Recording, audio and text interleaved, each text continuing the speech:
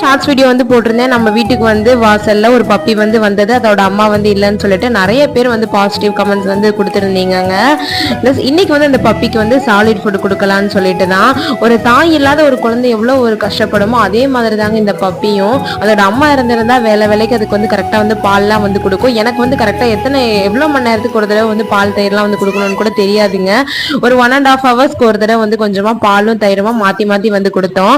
இன்னைக்கு தான் வந்து பார்த்தீங்கன்னா இது சாப்பாட்டுல வந்து நல்லா கொஞ்சம் தண்ணி ஊற்றி நல்லா வந்து மிக்சியில் இதை லிக்விடாக வந்து அரைச்சாச்சுங்க. அதுக்கப்புறம் அதில் வந்து கொஞ்சமாக பால் மிக்ஸ் பண்ணி வந்து வச்சோம்.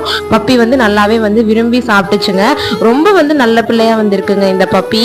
எங்கள் வீட்டில் இருக்க எல்லாரு கூடயுமே நல்லா வந்து மிங்கிள் ஆயிடுச்சு. என் பாப்பா வந்து பப்பியை விட்டு நகரவே வந்து மாட்டேங்கிறா. பப்பின்னு சொல்லிட்டு பப்பி கூடயே சேர்ந்து வந்து விளையாடிட்டு இருக்கா. என் ஹஸ்பண்டும் நல்லா வந்து பப்பியை வந்து தூக்கி வச்சு நல்லா வந்து பார்த்துக்கிட்டாரு. எனக்கு எந்த நாயினாலுமே வந்து பயங்க. இப்போதான் நான் அந்த பப்பி கூட கொஞ்சம் கொஞ்சமாக வந்து தொட்டு பழகிட்டு இருக்கேங்க.